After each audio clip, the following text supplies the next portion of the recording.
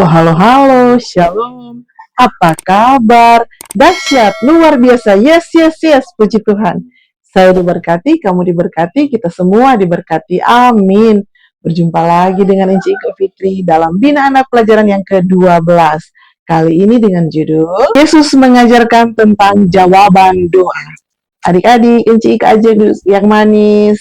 Ya, kita mau berdoa dulu, mohon pimpinan kuasa Roh Kudus Tuhan. Cuci tangan, tutup mata, tunduk kepala, kita berdoa. Tuhan Yesus, sahabat anak-anak, terima kasih Tuhan untuk kesempatan yang Tuhan beri. Pada saat ini, Engkau masih memberikan kami kekuatan dan kesehatan. Kami mau belajar lagi tentang pribadi-Mu. Kami percaya di saat kami mengundang Tuhan hadir dalam persekutuan ini, dalam pembelajaran ini, biar kiranya Tuhan Engkau berkenan, memberkati, menolong, dan membuat kami mengerti apa yang mau disampaikan. Karena itu kami mohon urapan Roh Kudus bagi kami semua, bagi hamba-Mu Enci Ike, dan juga bagi adik-adik sekolah minggu yang ada di rumah. Sehingga kami bukan hanya jadi pendengar, tetapi menjadi pelaku firman-Mu. Di dalam nama Tuhan Yesus Kristus kami berdoa. Haleluya. Amin. Nah, adik-adik ini berkati Tuhan, siapkan Alkitabnya. Ya, pembacaan Alkitab kita terdapat di dalam kitab Injil Perjanjian Baru, kitab Injil Lukas, pasal 11, ayat 5 hingga ayat yang ke-13. Ya, kita baca bersama-sama judul perikop hal berdoa. Lalu katanya kepada mereka, jika seorang di antara kamu pada tengah malam pergi ke rumah seorang sahabatnya dan berkata kepadanya, Saudara, pinjamkanlah kepadaku 3 roti, sebab seorang sahabatku yang sedang berada dalam perjalanan sehingga ke rumahku, dan aku tidak mempunyai apa-apa untuk dihidangkan kepadanya. Masakan ia yang di dalam rumah itu akan menjawab, jangan mengganggu aku. Pintu sudah tertutup dan aku serta anak-anakku sudah tidur. Aku tidak dapat bangun dan memberikannya kepada saudara. Aku berkata kepadamu, sekalipun ia tidak mau bangun dan memberikannya kepadanya, karena orang itu adalah sahabatnya, namun karena sikapnya yang tidak malu itu, ia akan bangun juga dan memberikan kepadanya apa yang diperlukannya. Oleh karena itu, aku berkata kepadamu, mintalah maka akan diberikan kepadamu, carilah maka kamu akan mendapat, ketoklah maka pintu akan dibukakan bagimu. Karena setiap orang yang meminta menerima, dan setiap orang yang mencari mendapat, dan setiap orang yang mengetok baginya pintu dibukakan. Bapa manakah di antara kamu, jika anaknya minta ikan, daripadanya akan memberikan ular kepada anaknya, itu ganti ikan? Atau jika ia minta telur, akan memberikan kepadanya kalajengking? Jadi jika kamu yang jahat memberi pemberian yang baik kepada anak-anakmu, apalagi Bapa yang di surga, Bapamu yang di surga, ia akan memberikan Roh Kudus kepada mereka yang meminta kepadanya. Amin. Terpujilah firman Tuhan. Nah, adik-adik yang diberkati Tuhan, apa kabar semuanya? Enci berharap dan berdoa semua ada di dalam tubuh yang sehat, semua kita dalam lindungan Tuhan, ya. Sepanjang hari ini adik-adik memang cuaca hujan ya di daerah kita ya, di Manado.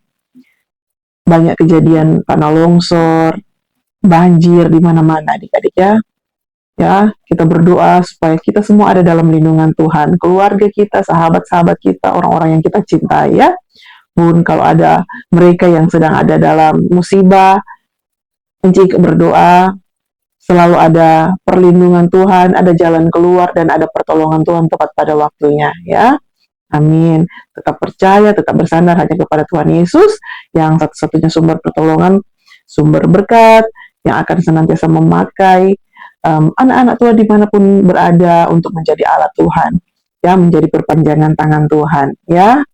Nah, adik-adik yang diberkati Tuhan, perumpamaan ini adalah tentang seorang yang kedatangan sahabatnya pada tengah malam adik-adik ya, waktu yang agak aneh. Kang, tuh adik-adik kalau bertamu ke rumah orang ya, kalau adik-adik yang bertamu tengah malam, bagus atau nyanda adik-adik mau bertamu tengah malam ya, bagus atau nyanda tergantung kan, soalnya ini seorang mau tidur ya, tiba-tiba ada yang datang batoki pintu ya, tentu tidak baik karena mengganggu keluarga yang sedang beristirahat.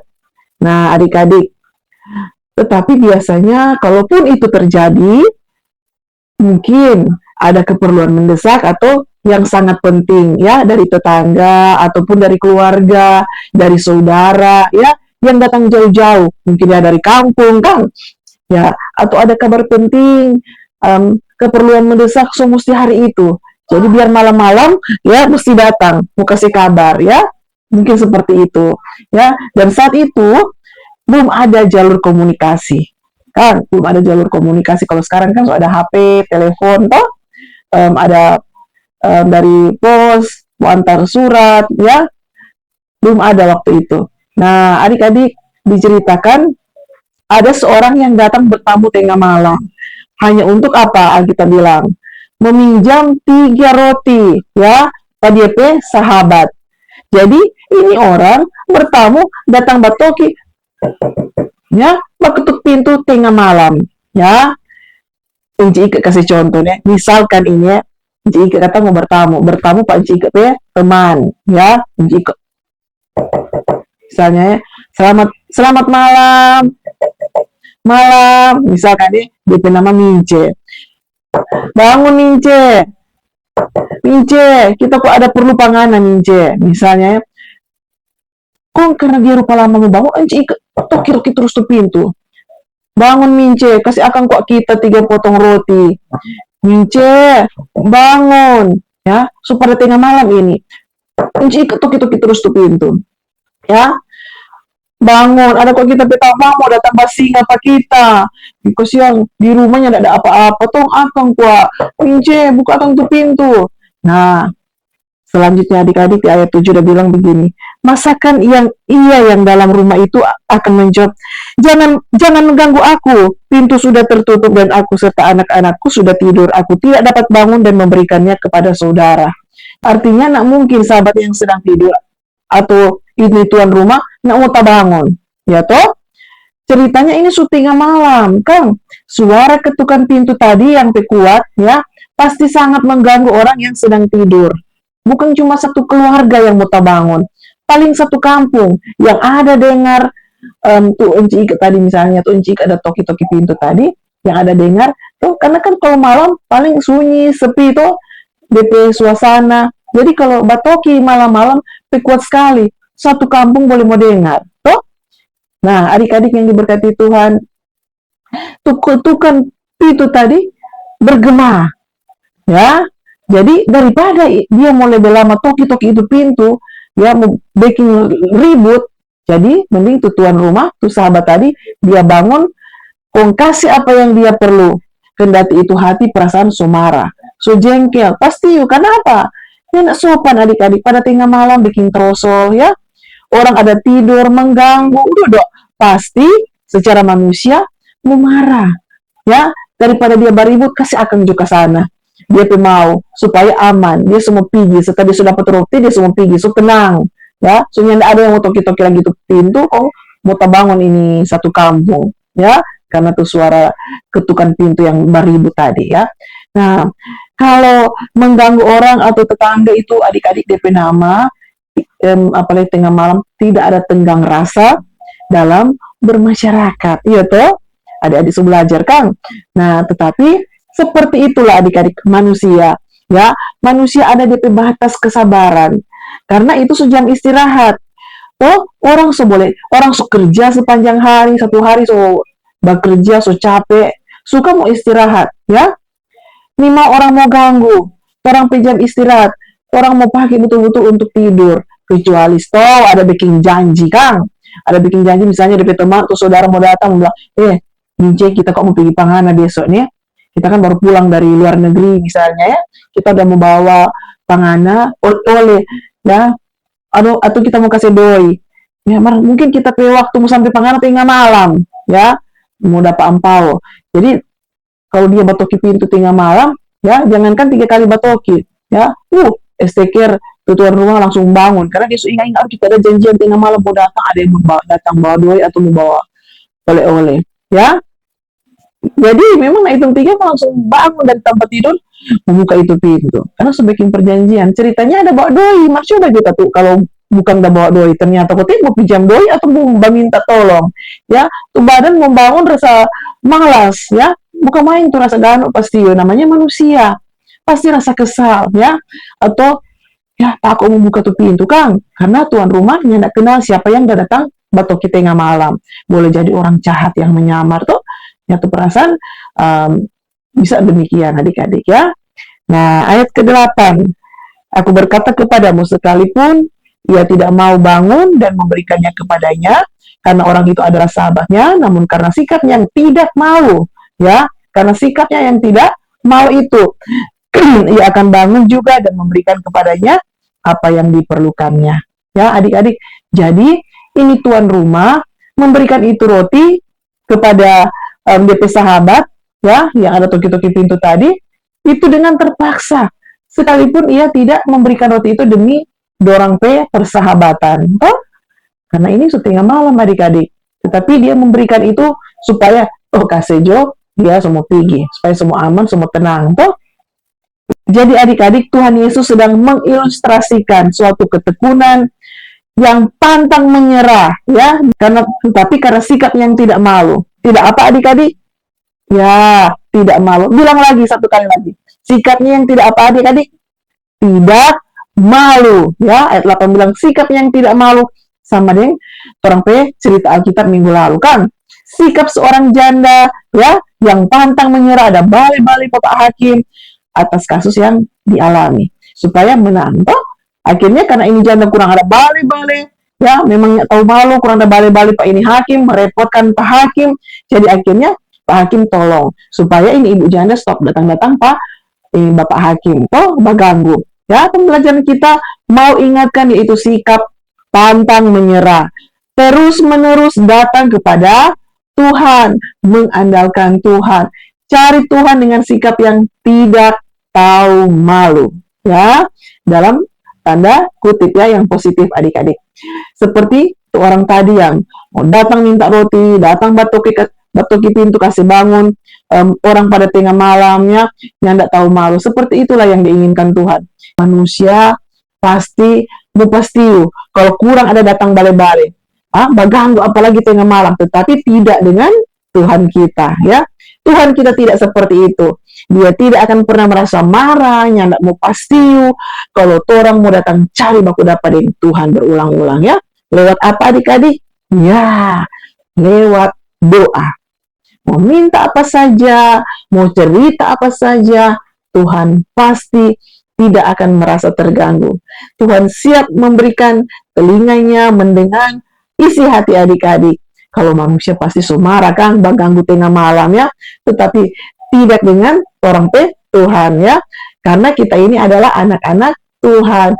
Malahan ya, Tuhan lebih senang kalau orang selalu mau cari-cari baku dapat Tuhan lewat doa. Jangan malu-malu datang ke Tuhan.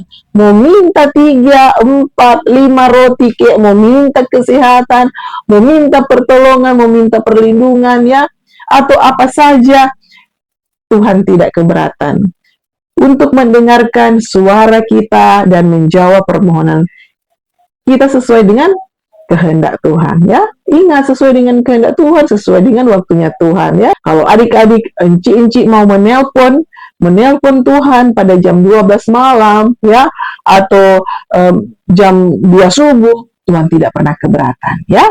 Tuhan tidak keberatan sama sekali karena orang mau menelponnya, mau ketuk-ketuk pintu surga, taruh leso tengah malam, lebih bagus dari itu kalau telepon Pak Tuhan, mau berdoa Pak Tuhan tengah malam, karena itu signal lancar adik-adik ya. Asik begitu tuh adik-adik ya.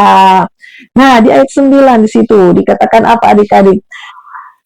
Oleh karena itu aku berkata kepadamu, mintalah maka akan diberikan kepadamu, carilah maka akan mendapat, ketoklah maka pintu akan dibukakan bagimu ya. Ayat 10, karena setiap orang yang meminta menerima, dan setiap orang yang mengetok baginya pintu dibukakan ya. Mintalah terus menerus maka akan diberikan kepadamu ya. Carilah terus menerus maka kamu akan mendapat, ketoklah terus menerus maka pintu akan dibukakan bagimu. Itulah yang dilakukan orang yang digambarkan dalam cerita kita ini ya. Terus menerus mencari, mengetok sampai ia mendapatkan itu 3 roti ya. Tuhan tidak akan merasa terganggu dengan orang tingkah laku, anak-anaknya yang datang ke Tuhan. Ya, nyandak pandang waktu orang cari ke Tuhan. Ya, Tuhan selalu punya waktu untuk mau dengar orang berdoa. Dan adik-adik, mungkin tuh orang mau minta ikan kepada Bapak, kok Bapak mau kasih ular ya kepada anak-anaknya, mau ganti akan tuh ikan itu ya, atau mau minta telur, Alkitab bilang mau minta telur ya, mau kasih kalajengking. Tidak ya adik-adik, sedangkan manusia ya yang jahat saja tahu mau kasih yang terbaik Pak DP anak-anak tuh. Adik-adik di rumah, mama dan papa, kalau adik-adik mau minta roti, nggak mungkin mama dan papa mau kasih batu. Iya tuh, nggak mungkin adik-adik ya. Apalagi Bapak kita yang di surga akan memberikan yang terbaik bagi orang. Orang harus punya kepedulian kepada orang lain ya. Sampai teman yang ada dalam masalah ya. Jangan berprinsip MLDL. Apa itu Enci? Masalah loh, derita loh ya. Tetapi kita harus memiliki kasih. Harus punya empati pada orang lain. Tetapi ada satu pribadi yang memberikan teladan pada orang yang luar biasa adik-adik ya. Semua dia mau berkorban banyak meskipun dia mesti menderita. Siapa itu adik-adik? Siapakah pribadi itu adik-adik? Yesus Kristus, pribadi yang mau berkorban baik bagi kita. Nah saat ini orang sedang memaknai minggu-minggu sengsara. Ya, minggu-minggu sengsara, sekarang minggu sengsara yang ketiga. Tuhan tidak malu menderita di kayu salib. Dia tidak peduli mati di kayu salib. Itu adalah suatu hal yang memalukan, tetapi dia berkorban bagi kita. Disaksikan banyak orang, dihina, diludah, ya, dihujat, dipermalukan. Tuhan Yesus tidak malu, ya. Demi kita, Yesus rela menanggung rasa malu, mati di atas kayu salib, ya. Siapa yang mau rela mati, adik-adik, di kayu salib? Padahal kayu salib itu kan khusus untuk orang-orang jahat tuh, perampok, untuk penjahat, pembunuh, ya. Jadi, apakah sedangkan adik-adik Inci ditanya, mau menanggung mati di kayu salib, mau tanggung orang lain pedosa? Adik-adik mau? Ya, mungkin nyanda adik-adik ya. Nah, tapi Tuhan Yesus, pribadi yang mengabaikan rasa malu, rela menanggung hina demi keselamatan kita semua umat manusia, ya. Di dunia adik-adik, untuk menebus dosa Inci ke adik-adik semua, ya. Jadi, datang kepada Tuhan, sampaikan apa yang ada di dalam hati kita lewat doa dengan tekun ya. Adik-adik, Inci Ike akan melihat betapa baiknya Tuhan. Terpujilah Tuhan Yesus, firman yang hidup. Amin. Demikian pembelajaran kita kali ini. Tuhan Yesus memberkati firman-Nya, dan kita akan akhiri dengan doa. Kita kunci tangan, adik-adik kunci tangan, tutup mata, tunduk kepala, kita berdoa. Terima kasih Tuhan, kami mengucap syukur untuk firman yang boleh kami pelajari saat ini. Engkau mengingatkan kami untuk tidak jemu-jemu, untuk selalu berjumpa dengan Tuhan lewat doa. Bertekad bulat, gigih, mencari Tuhan terus-menerus, sampai Tuhan membukakan pintu surga untuk menjawab setiap doa-doa dan permohonan kami menurut waktu dan kehendak Tuhan. Tolong kami Tuhan untuk menjadi pelaku firman, untuk tidak malas berdoa, dan untuk tidak lelah berdoa. Tuhan Yesus, Engkau memberkati selalu pembelajaran ini, terlebih hamba-Mu Inci Ike untuk boleh selalu menyampaikan seturut dengan kehendak-Mu. Memberkati adik-adik, biar kiranya masa depan mereka akan senantiasa difasilitasi oleh Tuhan Yesus Kristus. Terima kasih Tuhan. Ini doa kami, syukur dan permohonan kami, dan kami hanya bawa hanya di dalam nama Tuhan Yesus Kristus, Juru Selamat kami yang hidup. Kami sudah berdoa. Haleluya. Amin. Demikian pembelajaran Bina Anak kita kali ini. Sekali lagi Ike mengucapkan terima kasih bagi semua yang selalu mendukung YouTube channel ini dengan like, ya, share, sehingga banyak jiwa-jiwa yang boleh diberkati lewat pembelajaran yang ada. Sekali lagi terima kasih, sampai jumpa pada pembelajaran Bina Anak minggu depan. Tuhan Yesus memberkati. Shalom.